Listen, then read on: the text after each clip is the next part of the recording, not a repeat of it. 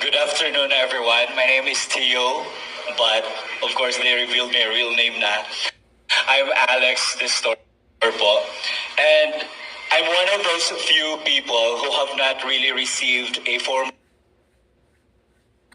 posted my name sa media, and that's the only time I was made aware that I'm included on those 40 social media users that are invited by the House of Representatives on their probe about fake news. So, since wala akong natanggap na formal invitation, I asked Joey to show it to me, and I found out that the purpose as to why they're having the probe to begin with is due to the privileged speech of Ace Barbers, labeling paid and bagong makapili.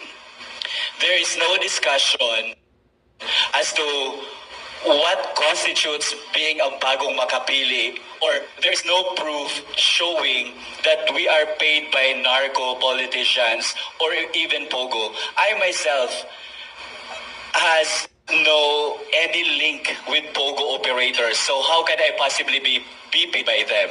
So that's the first question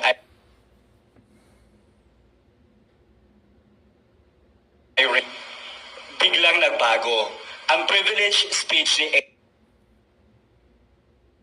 Ace, eventually, they changed the subject matter to fake news, which I myself is irrelevant. Why? Because in the first place, I am not writing news.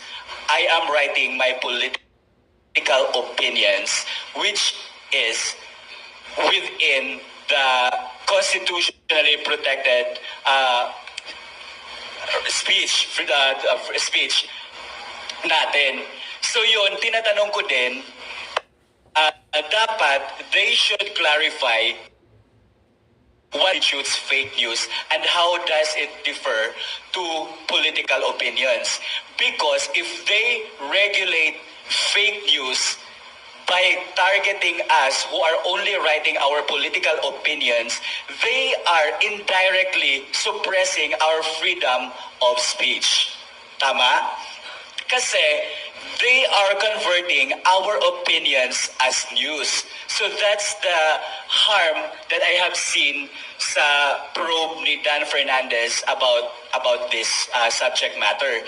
Secondly, Maria Ressa, a Nobel Peace Prize awardee in 2021, she was